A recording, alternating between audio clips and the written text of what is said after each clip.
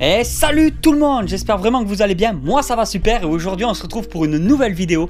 Et dans cette vidéo, on va parler de la malformation de mon Python Regius et répondre en même temps à certaines questions qui s'étaient posées sur la première vidéo où je vous ai montré le Python Regius qui est mal formé. Pour ceux qui n'ont pas vu cette vidéo, je vous invite à aller la voir, il y aura le lien à la fin de cette vidéo ou en bas dans la description. Alors voici le Python Regius qui a l'extrême malformation, pour ceux qui l'avaient encore jamais vu. C'est un Python qui doit avoir, alors il me semble qu'il a plus de 20 ans à l'heure actuelle. C'est énorme, il est né en captivité il s'est toujours super bien porté.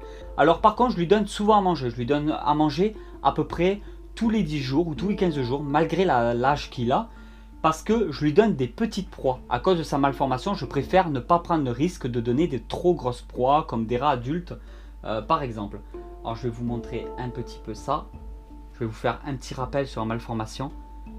Voilà, comme vous pouvez le voir, c'est au niveau colonne vertébrale. Ça ne lui empêche pas du tout de manger, il n'y a aucun problème, ni même de se déplacer. Il se déplace plus ou moins comme un Python Regius normal. Il y avait des questions qui étaient revenues souvent. Alors les questions qu'on retrouve le plus, c'est déjà beaucoup de phrases disent le pauvre. Pourquoi le pauvre? Lui dans sa tête il n'est pas déformé, lui dans sa tête tout va bien. Mais regardez, il a deux petites bosses, comme les dromadaires, non les chameaux, deux bosses. Voilà, si je ne me trompe pas c'est les chameaux.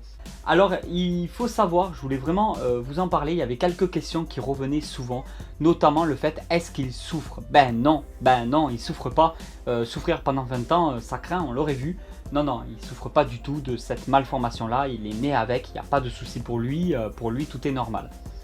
Et ensuite, est-ce qu'il aurait vécu comme ça en étant dans la nature? Eh bien, il faut savoir, moi honnêtement, je pense que c'est possible, mais je ne suis pas sûr. Mais je pense que c'est possible qu'il vive dans la nature avec cette malformation, tout simplement parce qu'il peut manger et il peut se déplacer comme tous les Python Regius. Et je ne pense pas que dans la nature, les Python Regius mangent de trop grosses proies. Je pense qu'à l'origine, les Python Regius sont habitués à manger des petites proies et non des grosses. Pourquoi? Parce que dans la nature, c'est plutôt en Afrique, il me semble qu'il y a des jarbilles. Je suis pas sûr, mais ce qui est sûr, c'est qu'ils mangent de la mastomise. Peut-être à la limite, la malformation aurait pu poser de gros problèmes quand il était juvénile. Et encore, je veux dire, à mon avis, ses chances, elles n'auraient pas été forcément été plus réduites que d'autres. Après, je sais pas ce que vous en pensez vous, c'est juste un point de vue personnel. Peut-être que je me gourre totalement et qu'il aurait jamais pu vivre avec cette malformation. Hein, parce qu'elle est quand même très impressionnante. Et voilà tout le monde, j'espère vraiment que cette vidéo vous a plu. Si cette petite vidéo vous a plu, vous pouvez toujours la partager sur les réseaux sociaux, vous abonner à la chaîne, cliquer sur la petite cloche pour avoir une notification, des trucs assez sympas, cool pour soutenir la chaîne YouTube. Et je vous dis à très vite pour une nouvelle vidéo. Allez tout le monde, ciao ciao!